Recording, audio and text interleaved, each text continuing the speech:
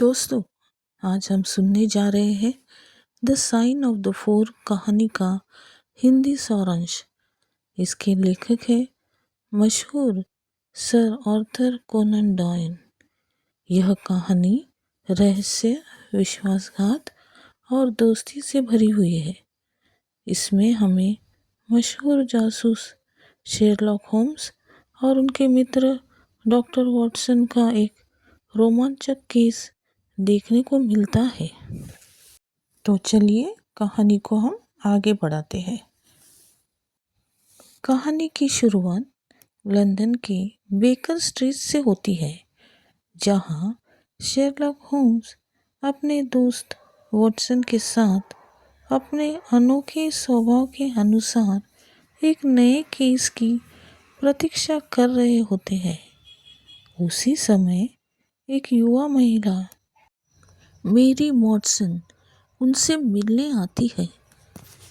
मेरी बताती है कि उसके पिता, जो भारत में ब्रिटिश सेना में अधिकारी थे, कई साल पहले रहस्यमय ढंग से गायब हो गए थे और हर साल उसे एक अनजान व्यक्ति की ओर से एक कीमती मोती भेजा जाता रहा है।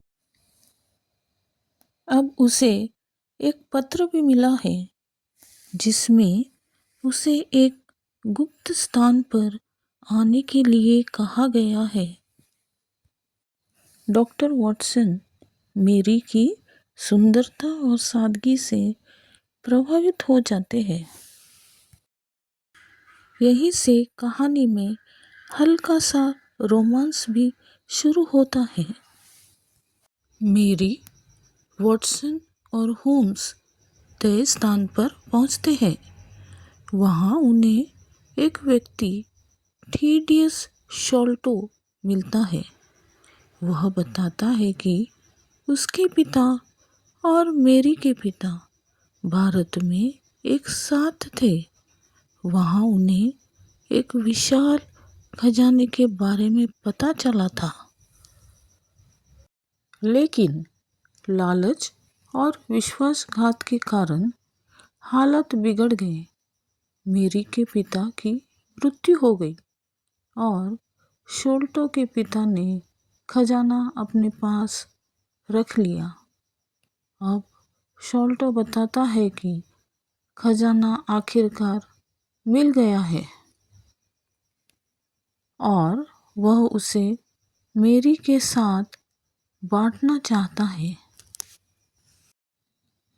वे सभी जब खजाना देखने जाते हैं तो पाते हैं कि थीडियस शॉल्टो का भाई बार्थोलोम्यो शॉल्टो अपने कमरे में मृत पड़ा है। उसके चेहरे पर डर साफ दिखाई देता है। पास में एक अजीब सा जहर लगा हुआ तीर मिलता है और वही एक रहस्यमय पर्ची मिलती है, जिस पर लिखा है the sign of the four. और यहीं से असली रहस्य शुरू होता है। शेरलॉक होम्स और वाटसन अपने तेज दिमाग से सुराग ढूंढते हैं। उन्हें पता चलता है कि कमरे की खिड़की से कोई अंदर आया था।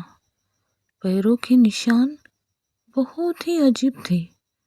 एक व्यक्ति के पैर लकड़ी के जैसे थे और दूसरे के पैरों के निशान छोटे और असामान्य थे।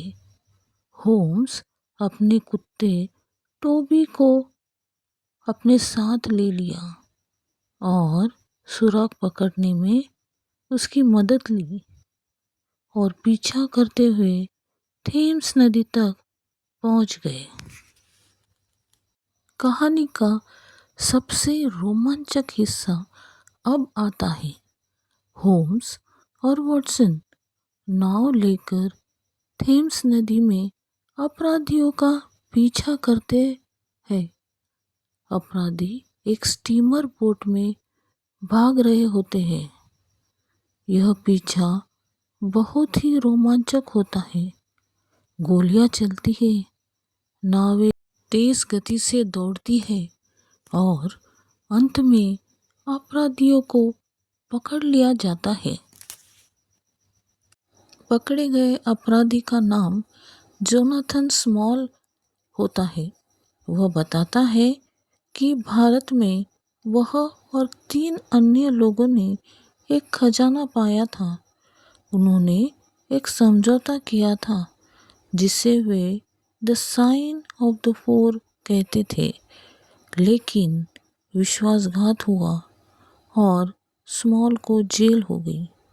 उसने बदला लेने की कसम खाई। सालों बाद वह इंग्लैंड पहुंचा और खजाने को वापस लेने की कोशिश की। उसके साथ एक छोटा सा अंडमानी व्यक्ति था जो कि जहर भरे तीर चलाना जानता था। सबको लगता है कि अब खजाना मिल जाएगा, लेकिन एक बड़ा झटका मिलता है। जोनाथन स्मॉल खजाना पानी में फेंक देता है और खजाना पानी में खो जाता है। हालांकि खजाना नहीं मिलता, लेकिन कहानी का अंत खूबसूरत होता है। डॉक्टर वाटसन मेरी से अपने प्रेम का इजहार करते हैं। मेरी भी उन्हें स्वीकार कर लेती है। इस तरह यह कहानी सिर्फ रहस्य नहीं, बल्कि प्रेम और विश्वास की कहानी बन जाती है। तो दोस्तों, इस कहानी से हमें क्या संदेश मिलता है? यही कि लालच अंत में विनाश लाता है। विश्वासघात का परिणाम हमेशा बुरा होता है। सच्चाई और न्याय की जीत होती है। और सबसे महत्वपूर्ण, असली खजाना धन नहीं, बल्कि प्रेम और ईमानदारी है। तो चलिए दोस्तों, इस चैनल को जल्दी से सब्सक्राइब कीजिएगा, लाइक और शेयर करना भी ना भूलिएगा। और ऐसी अगर कहानियाँ अगर चाहते हैं आप, तो हम मिलते हैं नेक्स्ट यूट्यूब कहानी में। तब तक के लिए अलविदा।